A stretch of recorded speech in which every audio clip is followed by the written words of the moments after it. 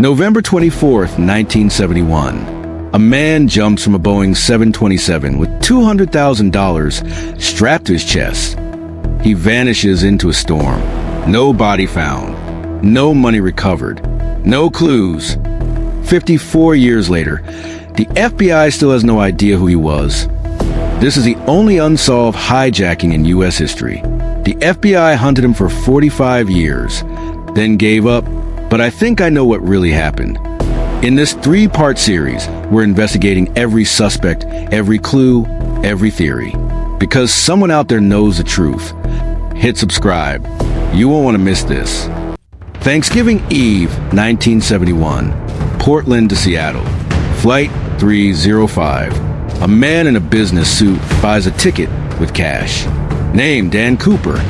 Mid-40s, dark hair, sunglasses, black tie, briefcase. Completely forgettable. 36 passengers.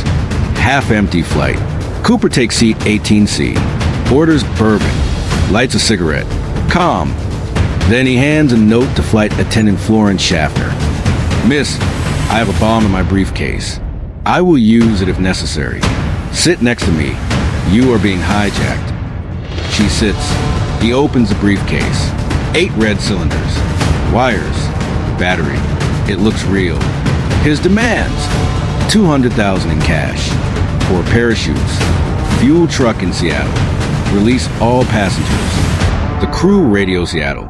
The FBI scrambles. They have 30 minutes before the plane lands. The FBI makes a choice. Give them everything. 36 lives aren't worth $200 grand. They photograph every serial number. 10,000 $20 bills. All else series from San Francisco Federal Reserve.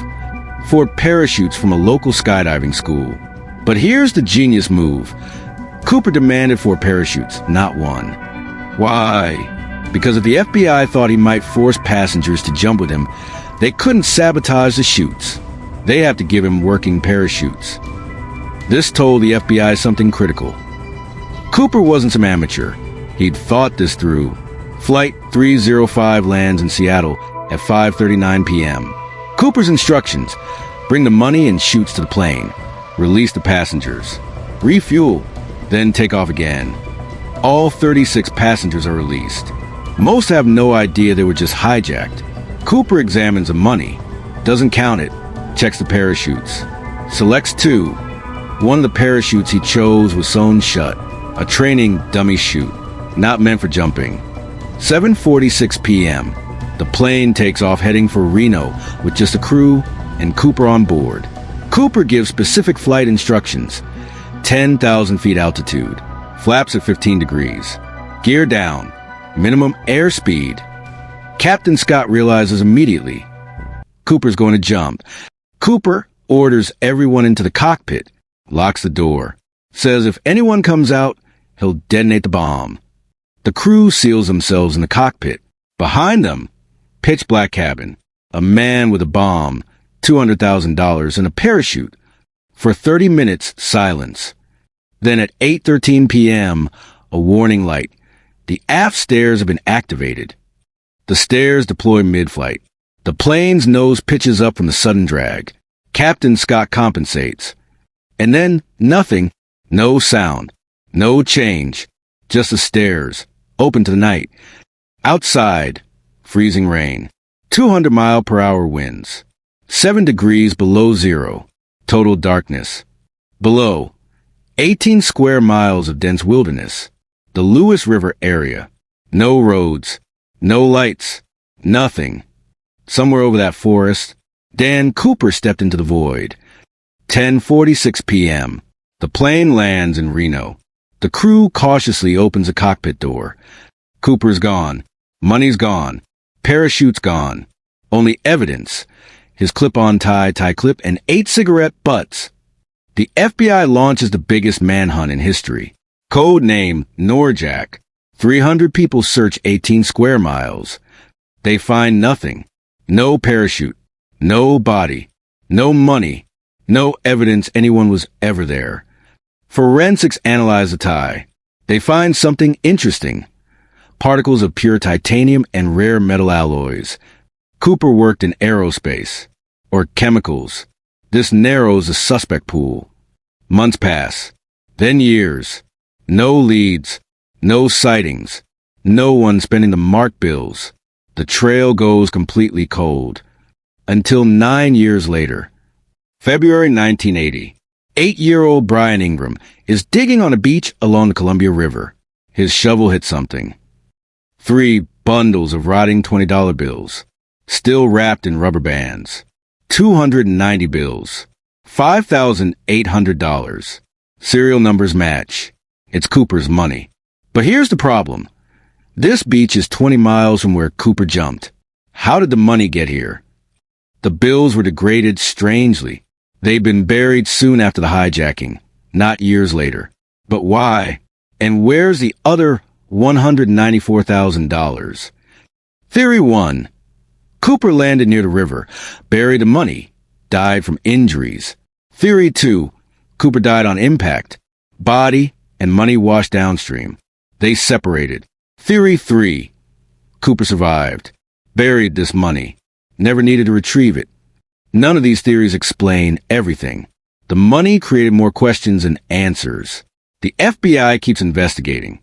New technology, DNA from the tie, enhanced fingerprints, computer databases. They investigate over 1,000 suspects. Richard Floyd McCoy, copycat hijacker, identical method. Kenneth Christensen, airline employee, paratrooper. Robert Rackstraw, Army vet, con artist. Dwayne Weber, deathbed confession. Every suspect has compelling evidence. Every suspect has fatal flaws in the theory. While the FBI hunted, Cooper became a legend. Movies, TV shows, books, songs. An annual festival in his honor. Bars serving D.B. Cooper cocktails. Why? Because he hurt no one. He was polite. He said please and thank you. He apologized. He tipped the flight attendant. He was a gentleman thief who beat the system and vanished. Americans love that story. 15 copycats tried the same thing in 1972 alone. All caught or killed.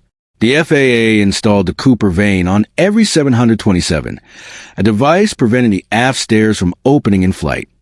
Named after the only hijacker who ever successfully used them to escape. 45 years, 60,000 pages of case files, thousands of interviews, millions of dollars spent. July 2016, the FBI makes a stunning announcement. They're suspending active investigation. After 45 years, they're giving up, not closing the case, just admitting they have no leads left to follow. They release previously classified files, thousands of pages, suspect names, evidence photos, internal memos showing their frustration. They'd investigated everyone, and everyone had been ruled out. Wrong height, wrong age, DNA didn't match, fingerprints didn't match, alibis held up. The FBI's official answer after 45 years, we don't know who D.B. Cooper was. And in 2016, they stopped trying to find out. So what really happened? The evidence points in 2 directions. Survival theory. Cooper was an expert, military trained. He knew parachutes. He planned to jump carefully. He landed, buried some money, and disappeared into a new life. The titanium particles suggest aerospace background. He had skills to disappear. Supporting evidence. No body ever found. Only a fraction of money recovered. Someone this smart could vanish. Death theory. The conditions were impossible. 7 below zero. Business suit and loafers. 200 mph winds. Pitch black. Dense forest. He was knocked unconscious by the wind force. The parachute didn't deploy properly, or he landed in the river and drowned. Supporting evidence. Experts gave him less than 5% survival chance. No marked bills ever spent. If he survived, why never retrieve the buried money? The truth? We don't know. And that's what makes this case fascinating. Let's look at what we don't know. The facts that can't be disputed. 1. Cooper was methodical. Everything planned. The 4 parachutes. The flight instructions. The timing. This wasn't impulsive. 2. He worked with titanium. Aerospace industry. chemical plant, Boeing employee, military contractor. 3. Some money ended up 20 miles from the jump zone. How? Why? 4. He chose a sewn-shut reserve parachute. Mistake? Or did he know something we don't? 5. In 54 years, nobody found a body. Nobody found the rest of the money. Nobody found the parachute. But 6. Someone recognized him. Someone saw that FBI sketch in the newspaper and thought, "That looks like my husband, my brother, my friend," and they said nothing. A wife noticed her husband's tie was missing. A co-worker remembered someone calling in sick that weekend. A friend was told a secret and kept it for decades. Cooper didn't vanish alone. Someone helped him, or someone knows what happened and chose silence. So who is D.B. Cooper? In the next episode, we're going deep on the top 5 suspects. And I'm going to show you evidence the FBI ignored. Richard McCoy, the copycat with an identical method. Was he Cooper first? Kenneth Christensen, the airline insider who bought a house in Cashrite after the hijacking. Robert Rackstraw, the Special Forces veteran who received coded letters claiming to be from Cooper. New DNA analysis. Witness testimony that was buried.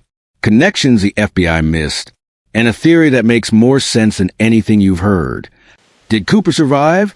Is he still alive?